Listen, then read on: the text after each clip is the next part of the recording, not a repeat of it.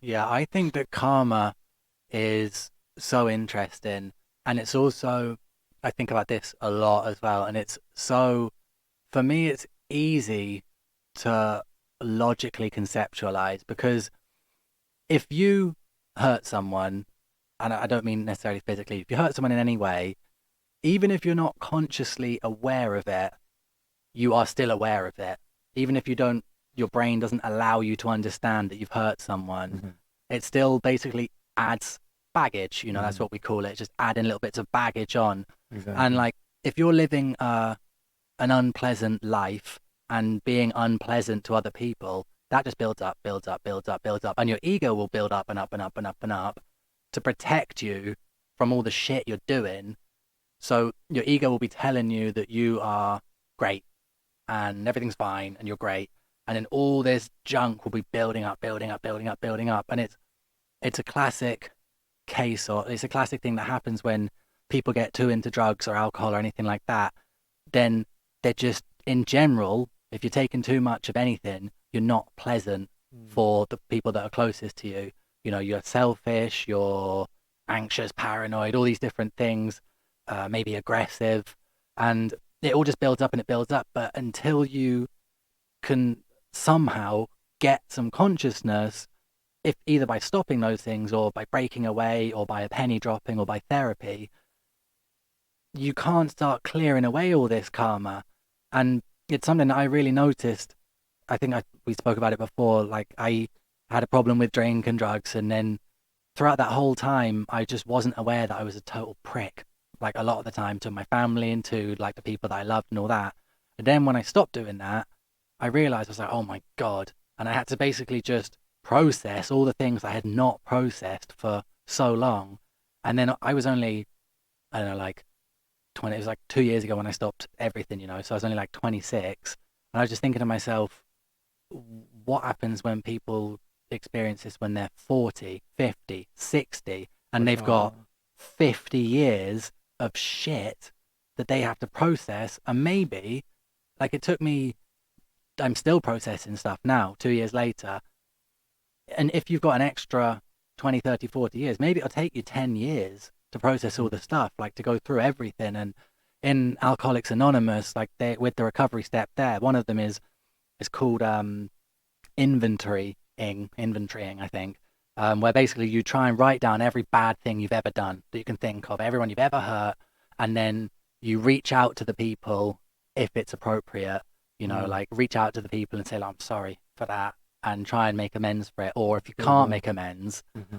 or it's not a good idea to be dragging up the past with that person, That's good. you just Yeah. have to kind of process it.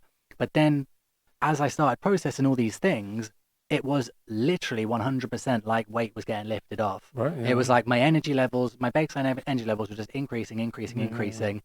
And just my ability to just move and do things was just increasing as I was processing this. And I was like, Yeah. it's such a simple concept that, Mm. and the past lives and future lives and reincarnation, to me, it also kind of just, it makes sense. And learning things in this life, people are put, some people are put in really shit situations.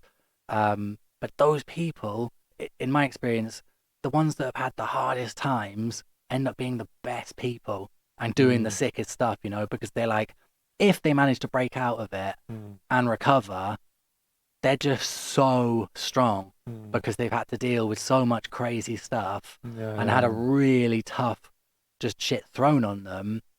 And I think it's like I I I I don't believe or disbelieve in multiple lives. I would lean towards more believing in it, but to me it's not important whether or not it is true, but living as if it were true Mm. is definitely a good idea, I think. And I like to think of us as like computer game characters where we're just leveling up. We've got these list of skills which we can just put time into and level them up.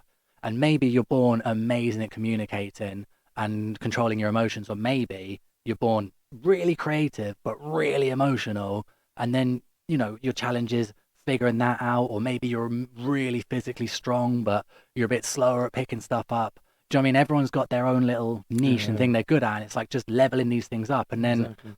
when you die, I think it makes sense for us to be sort of recycled in some way and pass through another stage of that. Because when you think otherwise, it would have to mean that new consciousness would have to be continually produced as opposed to being recycled from consciousness that's already there from a big bang that's been exploded out, where in theory, everything that if the Big Bang is how it happened, then in theory, everything that is now was always there, Hmm. which means that new consciousness can't be being created. It has to be being recycled Exactly. or changed from something into consciousness, like changed from a stone into consciousness. Like that's a stupid example, but it has to be it can't be created or destroyed. That's the fundamental law of energy. Cannot create it, cannot destroy it. It can only Exactly. be transferred. So Exactly. to me thinking of that, Yeah. maybe it is that. And I No, no. also like thinking that the the space, what we Yeah. see in space, like what we call dark matter, um, and just space that's in a vacuum, I like to think of that as like a hard drive where that's where we go for a little bit and then maybe we get recycled. Like consciousness, it kind of goes up there and all the memories and all the experiences, like all the records of everything that's ever happened, is just floating about up there that could be accessed at some point. Um, but I think it's so exciting. I do think that probably within 1 century, we will be able to transfer consciousness from, like your body into another body or a robot body. I reckon that we'll be able to manipulate and move it within 100 years. Yeah, I mean, the yogis can do that already. They can, I mean, there's like, I think even Sadhguru speaks about this, speaks about how you could literally control your life force so much that you're able to control where your soul is going to go and which body it could go into next. Um, which is interesting in a sense, like,